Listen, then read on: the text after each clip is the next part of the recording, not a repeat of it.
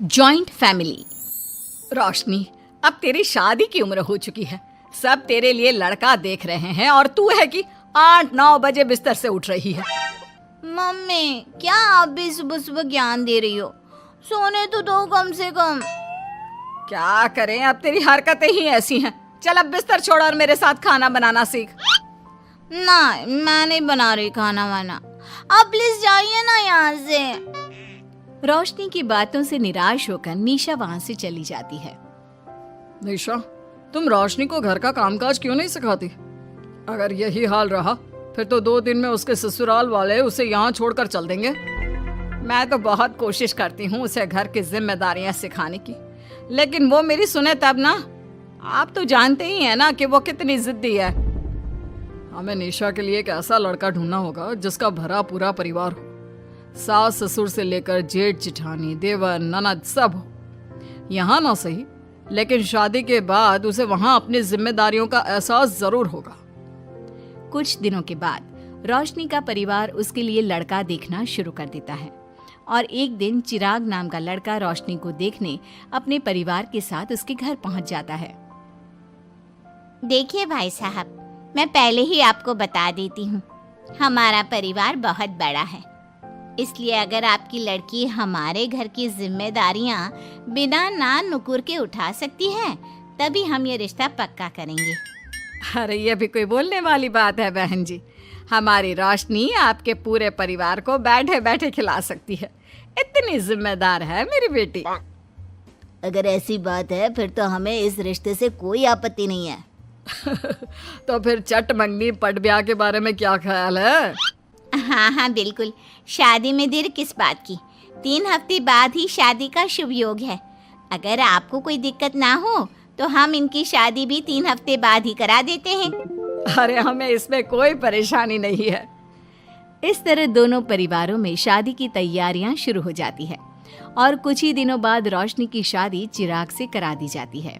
शादी के बाद, बहू इनसे मिलो, ये है तुम्हारी दादी सास, ये बड़ी सास और बड़े ससुर, ये तुम्हारे जेठ, ये जेठानी, ये दोनों तुम्हारे देवर और ये इस परिवार की सबसे छोटी बेटी सिमरन, यानी कि तुम्हारी ननद है। परिवार में इतने सारे लोगों को देखकर रोशनी का सर चकरा जाता है। वो अपना सर पकड़ लेती है और मन ही मन सोचने लगती है, हे भगवान, ये किस जन्म का बदला लिया है आपने मुझसे? मैंने क्या बिगाड़ा था आपका जो आपने मुझे ऐसा परिवार दिया? बेटा, किस सोच में पड़ गई तुम? और कितने लोग हैं आपके परिवार में? बस हम इतने ही लोग हैं बेटा, ज्यादा लंबा परिवार नहीं है हमारा। अब इससे लंबा और कितना बड़ा परिवार होगा आपका? ये ससुराल कम चिड़ियाघर ज्यादा लग रहा है। कुछ कहा क्या तुमने बेटा? नहीं मम्मी जी, वो मैं बहुत थक गई हूँ, तो क्या अब मैं सोने जा सकती हूँ? हाँ क्यों नहीं बहू। चिराग, बहू को अंदर कमरे में लेकर जा। जी माँ। चिराग रोशनी को अंदर कमरे में लेकर जाता है। चिराग, मुझे यहाँ नहीं रहना, मुझे अलग रहना है। ये तुम क्या बोल रही हो रोशनी? अभी तो आई हो तुम और अभी अलग होने की बात कर रही हो। परिवार वालों को पता चलेगा तो कितने दुखी होंगे वो लोग। मुझे नहीं मतलब किसी से, और इसे तुम परिवार कहते हो? ये परिवार कम कोई गली मोहल्ला ज्यादा लग रहा है। रोशनी, अभी तुम नई हो इस परिवार में, इसलिए शायद तुम्हें ऐसा लग रहा है। कुछ दिन में आदत हो जाएगी तुम्हें। चिराग की बात सुनकर रोशनी अपना सर पकड़ लेती है। आपको समझाना तो दीवार में सर पटकना है। मैं सो रही हूँ, लाइट ऑफ मत करना, मुझे अंधेरे में नींद नहीं आती। इतना बोलकर रोशनी बिस्तर पर लेट जाती है। रोशनी को देखकर चिराग का मुंह खुला का खुला रह जाता है। वो भी पैर पटकते हुए बिस्तर के दूसरे कोने में अपना मुंह मोड़कर सो जाता है। अगले दिन, देवरानी जी, आप उठ भी जाइए, सुबह के 6 बज चुके हैं। सोने दो ना मम्मी, क्यों परेशान कर रही हो? देवरानी जी, मैं आपकी मम्मी नहीं जेठानी हूँ। सुबह सुबह क्या मजाक है मम्मी? इतना कहकर रोशनी अपनी आंखें मसलते हुए उठती है और अपनी जेठानी को देखकर चौंक जाती है। दीदी आप यहाँ? पिछले 1 घंटे से तुम्हें उठा रही हूँ, लेकिन तुम हो कि अब उठ रही हो? लेकिन अभी तो सिर्फ 6 बज रहे हैं, आपने मुझे उठाया क्यों? वो इसलिए क्योंकि आज तुम्हारे इस घर में पहली रसोई है, तो खाना आज तुम्हें ही बनाना होगा ना। क्या? मुझे पूरे मोहल्ले के लिए खाना बनाना पड़ेगा? नहीं रोशनी, तुम्हें पूरे मोहल्ले के लिए नहीं, सिर्फ परिवार के लोगों के लिए ही खाना बनाना है। आपका परिवार किसी मोहल्ले से कम है क्या? कुछ कहा क्या तुमने? हाँ नहीं दीदी, आप चलिए, मैं अभी फ्रेश होकर आती हूँ। आरती वहां से चली जाती है, जिसकी थोड़ी देर बाद रोशनी भी रसोई में जाकर मजबूरी में सबके लिए खाना बनाने लगती है। पूरे 2 घंटे मेहनत करने के बाद उसका खाना बनकर तैयार होता है। वाह बहू, खाना तो बड़ा स्वाद बना है।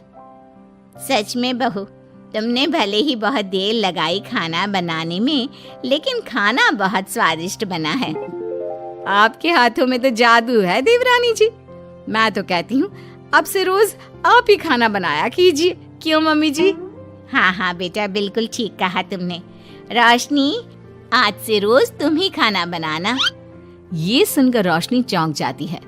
खाना खाने के बाद सभी लोग रोशनी को शगुन का नेक देते हैं और फिर अपने अपने रूम में चले जाते हैं। क्या यार रोशनी, इतना टेस्टी खाना बनाना जरूरी था क्या? अब फंस गई ना तू। ये सब माँ पापा की वजह से हो रहा है, उनके कारण मुझे ये सब झेलना पड़ रहा है। रोशनी गुस्से में अपने रूम में जाती है और अपनी माँ को फोन मिलाती है। मम्मी, मैं आपको कभी माफ नहीं करूंगी। आपने जानबूझकर मुझे इतने बड़े परिवार में भेजा है, जहाँ मुझे सांस लेने की भी फुर्सत नहीं है। हमने ये सब इसलिए किया ताकि तू अपनी जिम्मेदारियां निभाना सीखे। अब मायके की तरह ससुराल में भी अपनी जिम्मेदारियों से मुंह मत मोड़ लेना। मुझे नहीं रहना माँ यहाँ। इस घर में जितने लोग हैं उतने तो हमारे गली मोहल्ले में भी नहीं थे।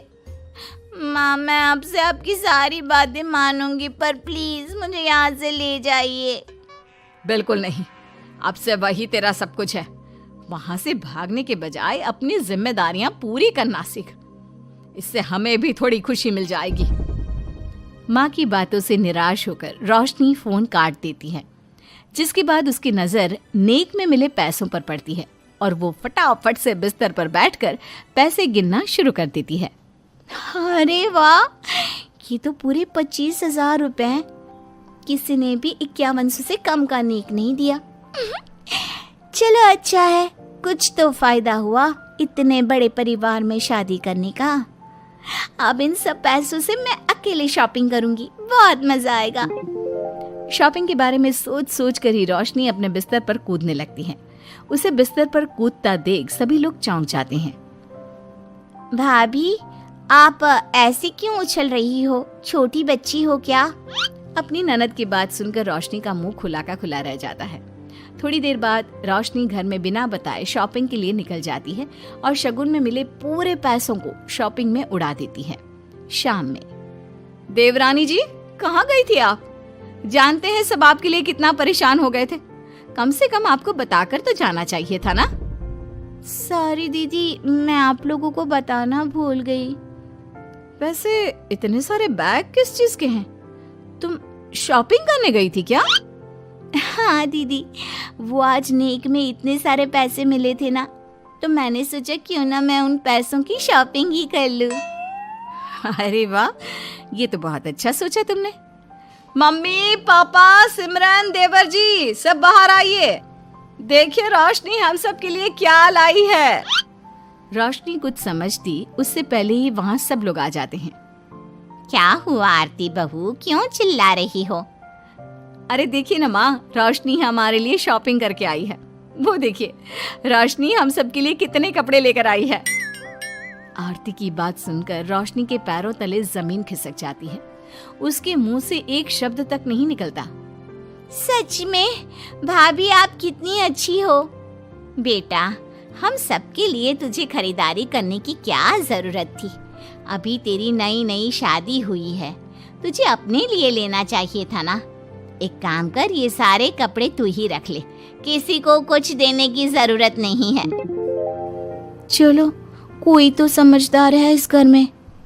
वाह भाभी, कितनी सुंदर ड्रेस है। ये शॉर्ट ड्रेस मुझे पता है आप मेरे लिए ही लाए होंगे, है ना? इसे मैं रख लेती हूँ। माँ, रोशनी इतने प्यार से सबके लिए कपड़े लेकर आई है, हमें मना नहीं करना चाहिए।